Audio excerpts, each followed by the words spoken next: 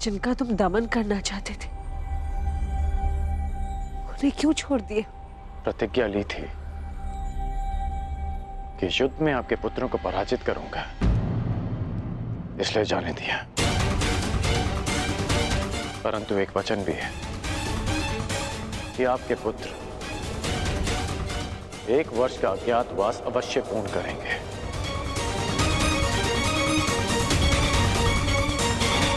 आज्ञा दीजिए माताश्री।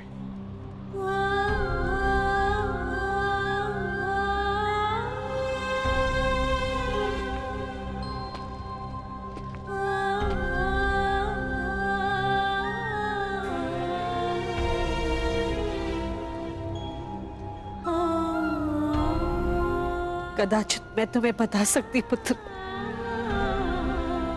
कि तुम सबसे ज्येष्ठ कौनते हो। हे भगवान, एक वरदान को क्यों मेरे लिए अभिशाप बना डाला तूने?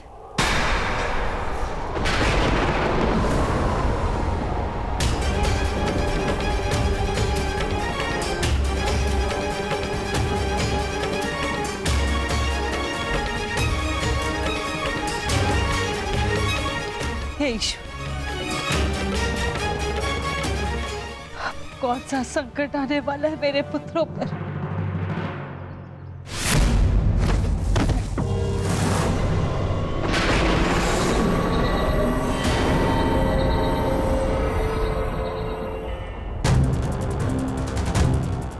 इतना विलंब हो गया है।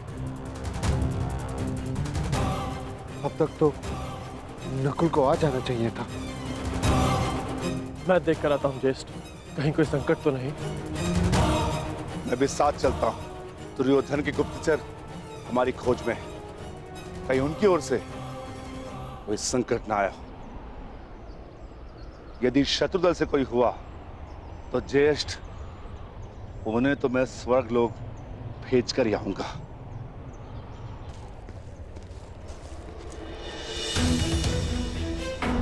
नकुल! नकुल! नकुल! नकुल! भ्राता भीम! नकुल! नकुल! नकुल! नकुल! नकुल! नकुल! उठ जा। नकुल! देखिए ना भ्राता भीम, क्या हुआ है नकुल को? ये कुछ बोल क्यों नहीं रहा? नकुल! नकुल उठ जा। नकुल!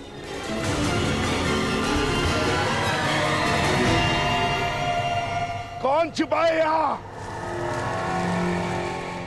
किसने मेरे अनुज नकुल पर प्रहार करने का साहस किया है? मैं भी उसे ललकारता हूँ। मैं कहता हूँ सामने आ। आज तुम्हारा नाश तो निश्चित है। नकुल!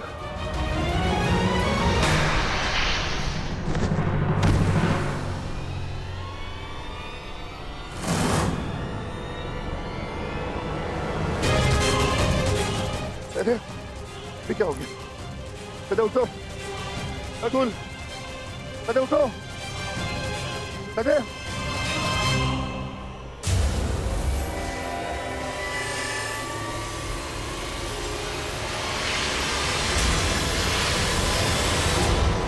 भ्राता भीम!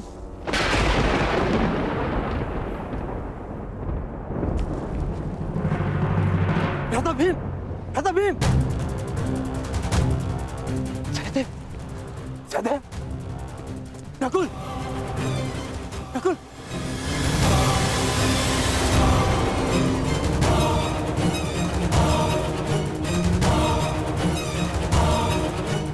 जो महाबली भीम को गिरा सके, वो किसी सामान्य मनुष्य की वश की बात नहीं।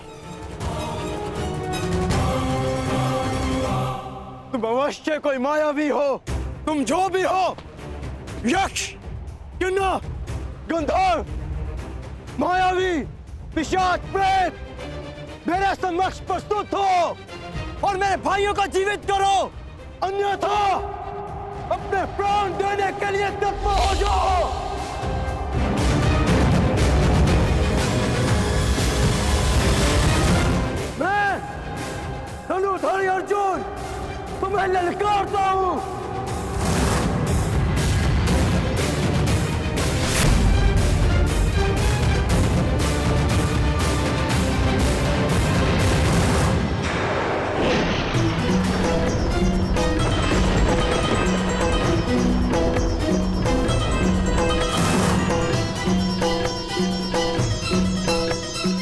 पांचाली, ये भाला तुम्हारी सुरक्षा के लिए।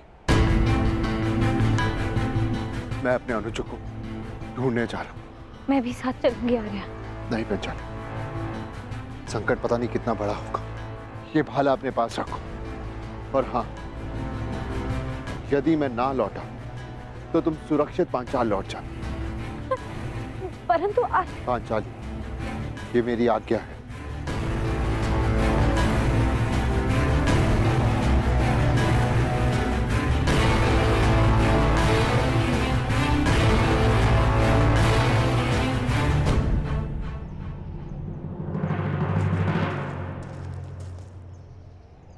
नकुल, भीम, सहदेव,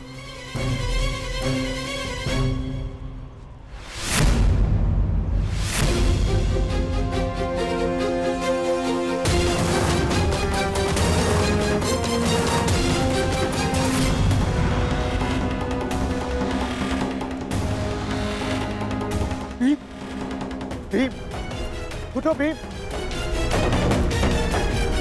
सहदेव, सहदेव, नकुल, आंखें खोलो। अर्जुन, अर्जुन अपनी आंखें खोलो। अर्जुन, उठो मेरे अनुजो, उठो, उठो अनुजो, उठो।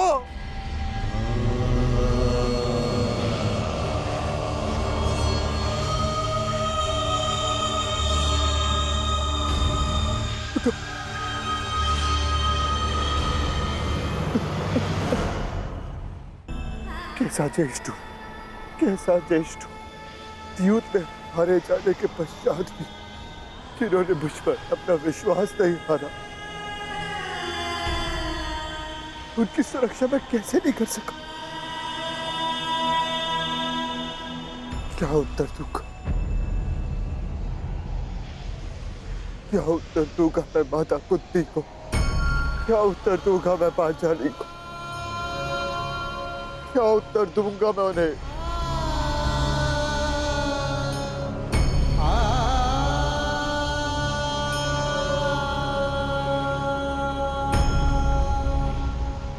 मैं नहीं चाहता कि आप कौन, परंतु मैं ये चाहता कि मेरे अनुजों की हत्या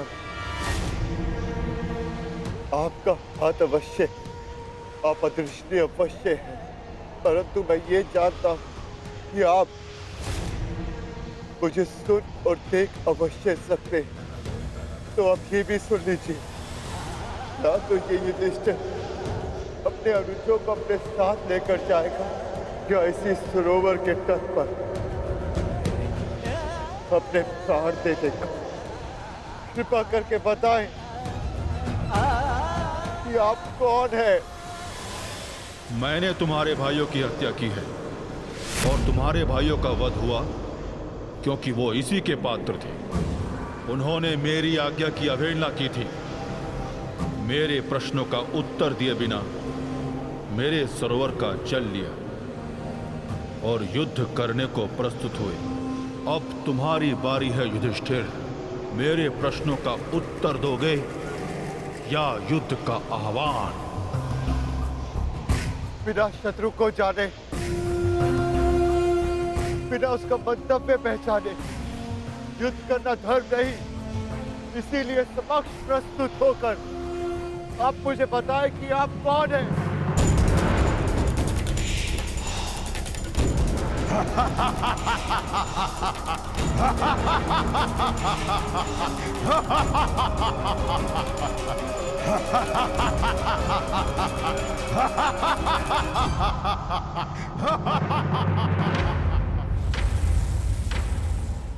मैं यक्ष नायक हूं और ये सरोवर मेरा है। पंच तत्वों पर केवल परमेश्वर का अधिकार है, तो फिर इस जलाशय के जल का उपयोग करने से आप किसी को कैसे रोक सकते हैं? ऐसे कैसे किसी के प्राण ले सकते हैं आप?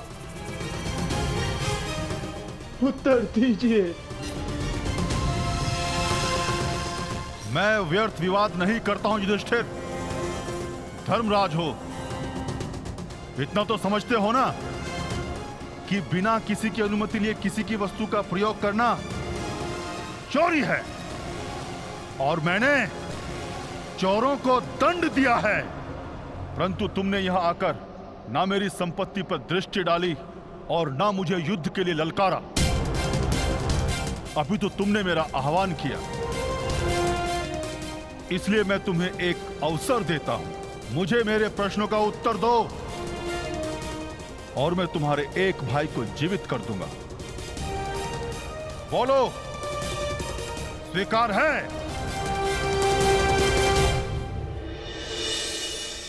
हे प्रभु, मैं नहीं जानती है कैसी लीला है। तुम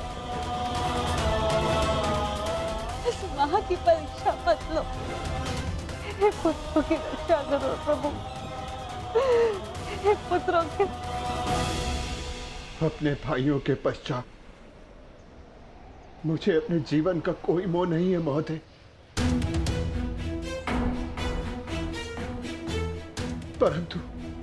परंतु मेरा एक भाई जीवित हुआ तो मुझे संतोष होगा। तो ठीक है, मेरा पहला प्रश्न, मनुष्य का सबसे बड़ा धर्म क्या है? मनुष्य का सबसे बड़ा धर्म अपना लक्ष्य पूरा करना है। और उसका लक्ष्य क्या है? अपना कर्तव्य पूरा करना। मनुष्य में कितने वर्ण हैं और प्रत्येक वर्ण का कर्तव्य क्या है? मनुष्य में 4 वर्ण हैं, ब्राह्मण, क्षत्रिय, वैश्य, शूद्र। ब्राह्मणों का कर्तव्य है केवल वेद पाठ करना ही नहीं, बल्कि धर्म को जनमानव में बसाना भी है। क्षत्रिय का कर्तव्य पराक्रम से धर्म की रक्षा करना है। वैश्य का कर्तव्य आर्थिक उन्नति करना है और शूद्र का कर्तव्य सेवा करना। परंतु इन चारों कर्तव्यों से बड़ा भी एक कर्तव्य है, वो है प्रत्येक मनुष्य का हित करना। क्षत्रिय हो, वैश्य हो या शूद्र हो, यदि वो जनहित नहीं कर सकता तो वो मनुष्य नहीं है। उत्तम युधिष्ठिर, ये बताओ कि जल से पतला कौन है? जल से पतला ज्ञान है, जिसकी धारा अज्ञान की चट्टान को काट कर बहती है। भूमि से अधिक सहनशील कौन है?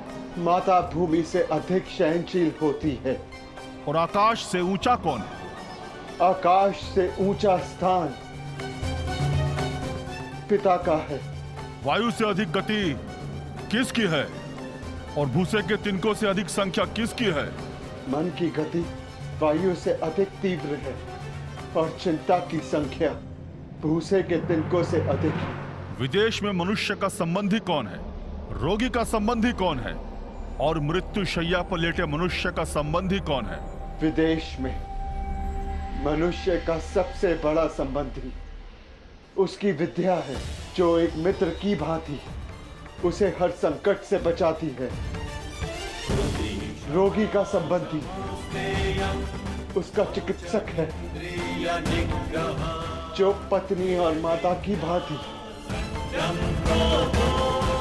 उसकी सेवा करता है।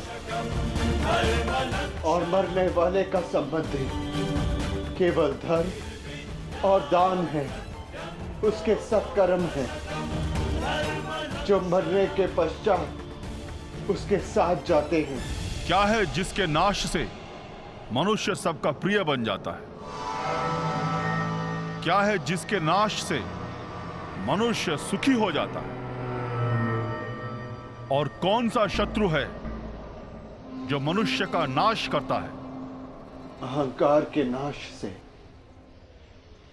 मनुष्य सबका प्रिय हो जाता है। कामनाओं के नाश से वो सुखी हो जाता है। और वो शत्रु जो मनुष्य का नाश करते,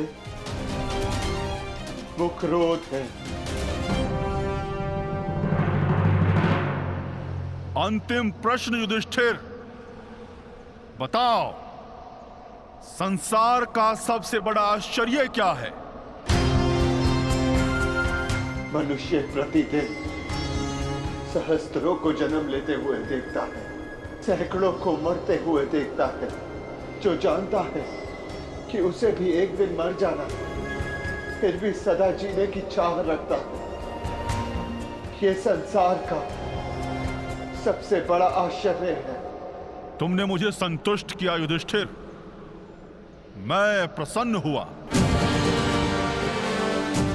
बताओ, तुम्हारे किस भाई को जीवित करूं? भीम को या अर्जुन को? ये दोनों महाबली हैं, तुम्हारी रक्षा कर सकते हैं। मनुष्य की रक्षा ना भीम से हो सकती है, ना अर्जुन से। मनुष्य की रक्षा यदि हो सकती है तो केवल उसके धर्म से, और मेरा धर्म कहता है कि जो मेरे लिए सबसे पहले दांव पर लगा, जिसने मेरी प्यास बुझाने के लिए सबसे पहले अपने प्राण दिए, मेरा वो अनुज नकुल जीवित हो जाए। हमारी दो माएं हैं, एक माता कुंती का पुत्र, मैं जीवित हूं, और दूसरी माता मादरी का पुत्र नकुल जीवित रहे।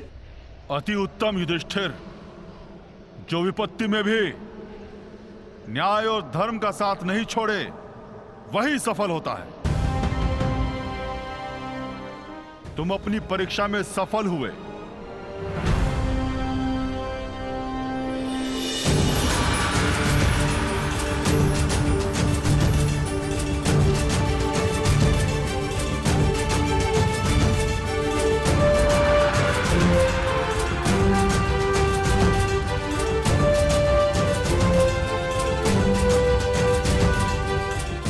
आज मैं पूरा संसार जीत के, मेरे पांचों भाई मेरे साथ हैं, मुझे किसी की कामना नहीं।